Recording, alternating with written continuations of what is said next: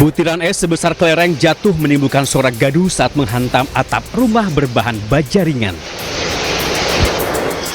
Butiran es juga nampak berserakan di halaman rumah, rumput, dan lantai teras.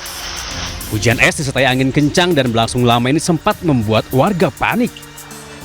Sebagian warga sempat mengira atap rumah mereka rusak karena suara benturan yang terdengar sangat keras dan berisik. Akibat insiden ini, belasan pohon di sejumlah desa tumbang menutupi akses jalan dan sebagian menimpa fasilitas umum serta pagar tembok pemakaman. Terus? Kenceng banget, terus kita tuh dengar ada suara kayak suara es ya. Terus keluar ternyata itu benar itu suara dari hujan es. Tidak ada korban jiwa maupun luka dalam peristiwa ini. Dampak kerusakan akibat angin kencang dan hujan es juga telah ditangani oleh warga bersama tim SAR gabungan setempat. Dari Sleman, Yogyakarta, Heru Trijoko, iNews melaporkan. 9 hari berlalu, banjir masih merendam ribuan rumah di Subang, Jawa Barat. Ratusan warga juga masih bertahan di kolong flyover, menunggu air surut dan bantuan datang.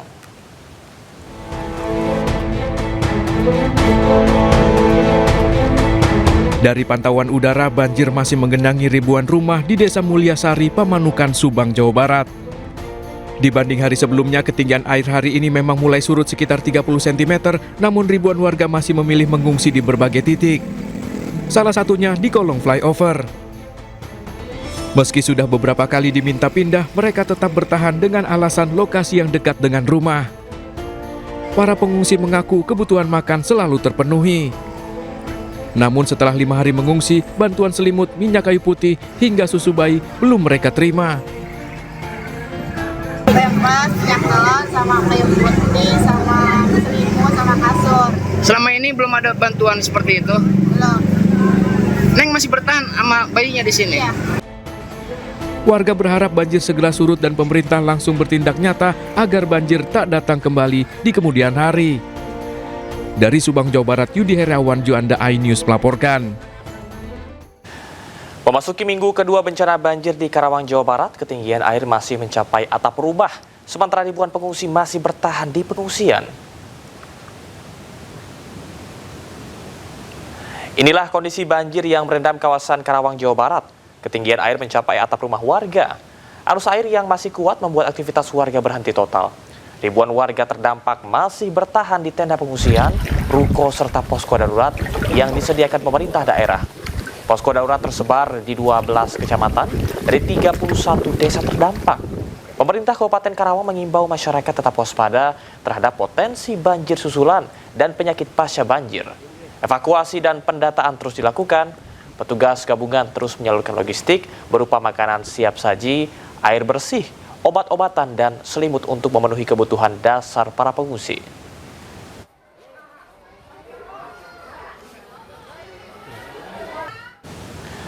Memasuki hari ke-8, tim SAR gabungan kembali mengevakuasi 10 kantong jenazah di sejumlah titik longsor di Desa Pasir Lagu, Kabupaten Bandung Barat. Seluruh body pack tersebut kemudian diserahkan kepada tim Disaster Victim Identification atau DVI Polda Jawa Barat untuk proses identifikasi. Hingga hari ke-8 ini, total korban yang telah ditemukan sebanyak 70 kantong jenazah dari 80 warga yang dilaporkan menjadi korban. Proses pencarian dan evakuasi akan dilanjutkan oleh tim SAR gabungan dengan mengedepankan keselamatan seluruh personil di lapangan.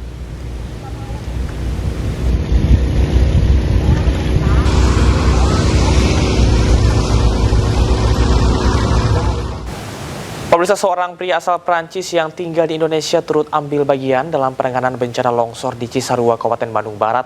Dengan keahliannya sebagai koki, ia mendedikasikan diri menjadi relawan dapur umum, memasak dan menyiapkan ratusan porsi makanan bagi warga terdampak yang mengungsi.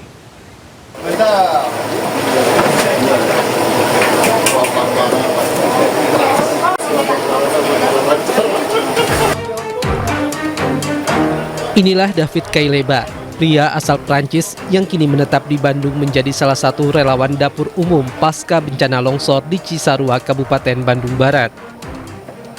Sejak hari kedua setelah bencana, David secara sukarela turun langsung memasak makanan bagi para pengungsi. Keputusan tersebut ia ambil setelah mendapat informasi adanya kebutuhan tenaga relawan dapur umum melalui komunitas kemanusiaan yang ia kenal. Selama berada di dapur umum, David bersama relawan lain menyiapkan berbagai menu sederhana namun bergizi seperti omelet, mie goreng sosis, nasi, hingga camilan bala-bala atau bakwan.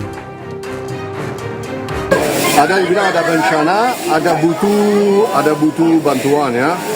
Saya lihat jadwal saya belum ada kerja, jadi datang sama teman. Pas di sini memang lihat ya kita rame-rame enak, kita bisa masak halal, toib, dan kita senang-senang kita bantu banyak orang. Bukan bantu aja, tapi kita cari yang untuk menjadikan lebih baik ya. Karena setiap hari kita Setiap harinya dapur umum ini mampu memproduksi sekitar 700 porsi makanan. Dengan dukungan 3 dapur termasuk dari unsur TNI dan Polri, total makanan yang disiapkan bisa mencapai sekitar 2.000 porsi dalam satu kali waktu makan. Pemirsa, pemerintah Aceh menetapkan status transisi darurat menuju pemulihan pasca bencana hidrometeorologi. Keputusan tersebut disampaikan Gubernur Aceh Muzakir Manaf dalam rapat koordinasi yang digelar Kamis malam.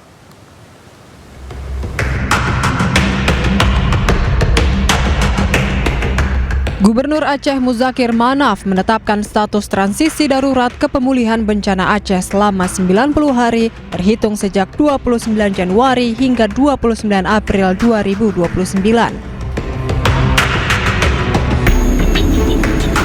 Keputusan tersebut diambil seiring berakhirnya masa tanggap darurat guna mempercepat proses rehabilitasi dan rekonstruksi di wilayah terdampak.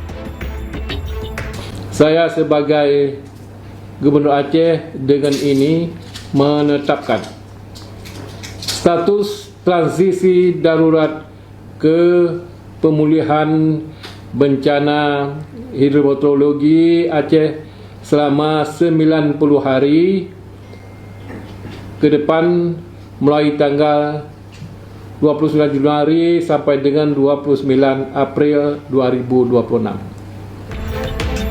Dalam arahannya, Muzakir Manaf menginstruksikan seluruh satuan kerja perangkat Aceh dan pemangku kepentingan terkait segera jalankan 5 poin krusial dalam masa transisi ini. Prioritas utama mencakup keberlanjutan koordinasi lintas sektor dalam upaya pertolongan serta jaminan pemenuhan kebutuhan dasar dan perlindungan bagi kelompok rentan maupun pengungsi di wilayah terdampak.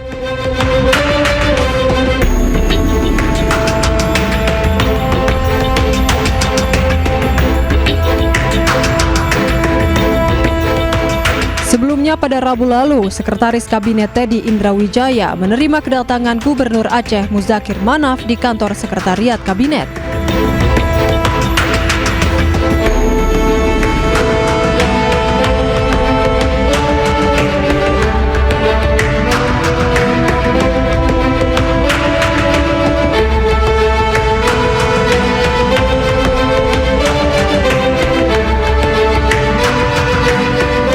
Dalam pertemuan tersebut dibahas perkembangan pemulihan pasca bencana di Aceh, seperti kemajuan pembangunan rumah hunian yang sudah jadi mendekati 4.000 unit, serta perbaikan rumah yang masih ingin ditinggali warga.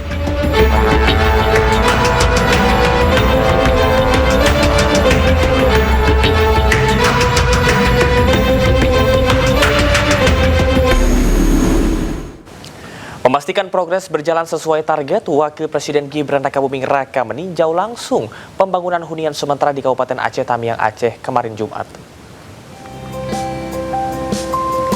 Dalam kunjungannya, Gibran mengecek kelengkapan fasilitas yang tersedia di setiap lokasi Huntara. Satu kawasan atau modular Huntara terdiri atas 156 unit tempat tinggal ukuran 6x3 meter yang mencakup ruang tidur, ruang dapur, dan ruang jemur. Sementara kamar mandi umum disediakan di setiap blok. Gibran menekankan agar pembangunan Huntara dapat diselesaikan tepat waktu sehingga segera bisa dimanfaatkan oleh warga. Hingga 26 Januari 2026, sekitar 2.600 unit Huntara telah selesai dibangun oleh Badan Nasional Penanggulangan Bencana, kementerian, lembaga, serta pihak swasta.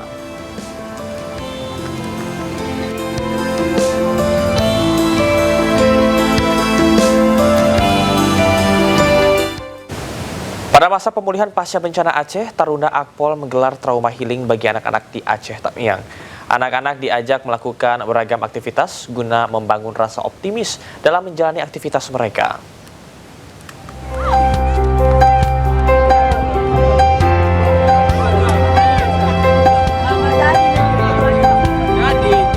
Dalam rangka pelaksanaan latihan integrasi Taruna Wedra Nusantara ke-46, Taruna Akademi Kepolisian gelar trauma healing di Aceh Tamiang Aceh, Jumat kemarin. Trauma healing digelar dengan beragam kegiatan positif yang menciptakan suasana riang dan penuh tawa. Ini bolanya. Tanggapan cantik ya untuk membantu. Di lapangan sederhana di tengah pemukiman warga, para Taruna Akpol mengajak anak-anak bermain sepak bola. Mereka hadir sebagai kakak, sahabat, dan pelindung yang memberikan jasa aman dan nyaman bagi anak-anak terdampak bencana. Jadi hari ini rekan-rekan Taruna Akpol Satlat Kijang Batalion 58 akan lagi melaksanakan trauma healing sama adik-adik di Tamiang. Jadi kita lihat lagi pada main bola. Bahkan tim adik-adik Taruna, dan bahkan ternyata tim adik-adik sangat jago. Digocek semua tadi sama Taruna. Selain bermain sepak bola, para Taruna juga memberikan motivasi, semangat, serta pesan-pesan positif kepada anak-anak agar tetap ceria, berani, dan optimis dalam menjalani aktivitas sehari-hari. Masyarakat setempat menyambut baik kegiatan tersebut, bahkan menilai kehadiran para Taruna mampu membantu memulihkan kondisi psikologi anak-anak yang terdampak bencana di Aceh Tamiang Aceh. Kami dari Aceh Tamiang mengucapkan Go Praswa 2026, sukses dan jaya selalu.